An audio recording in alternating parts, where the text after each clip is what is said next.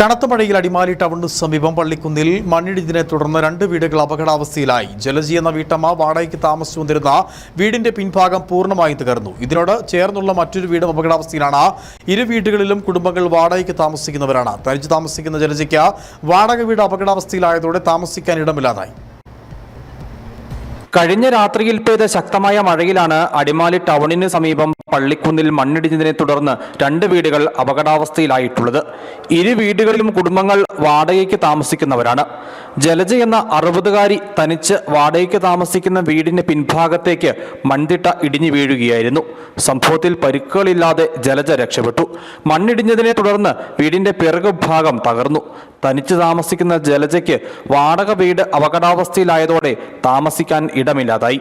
രാത്രിയിൽ ഭീകരമായ ശബ്ദത്തോടു കൂടി മണ്ണും കല്ലും എല്ലാം ഉരുണ്ട് വീട്ടിലേക്ക് വന്നു.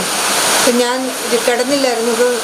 രാത്രിയുടെ അവസ്ഥയിൽ എനിക്ക് പുറത്തേക്ക് ഇറങ്ങാൻ പോലും നിർവാഹമില്ലാതെ ഞാൻ ഭയപ്പെട്ട് വീടിനുള്ളിലിരുന്നപ്പോൾ അടുത്തുള്ള വീട്ടുകാർ ഒന്ന് വിളിച്ചു, എല്ലാം ഉരുളുപൊട്ടി പോരുവാണെന്ന്. ഭയങ്കരമായ കല്ലൊക്കെ വന്നതിന് ഉള്ളിലേക്ക് വന്നു. വീടെല്ലാം നഷ്ടപ്പെട്ടു. വീടെല്ലാം സാധന സാമഗ്രികളെല്ലാം എൻ്റെ അടിയിലായി. എൻ്റെ ജീവൻ മാത്രം തിരിച്ചു കിട്ടിയിട്ടുണ്ട്. എനിക്ക് പോകാൻ ഒരിടമില്ല. ജലജ താമസിച്ചു വരുന്ന വീടിന് പിറകുഭാഗത്തുള്ള വീടും അപകടാവസ്ഥയിലാണ്. ഈ വീടിനോട് ചേർന്നാണ് മണ്ണിടിഞ്ഞു പോന്നിട്ടുള്ളത്.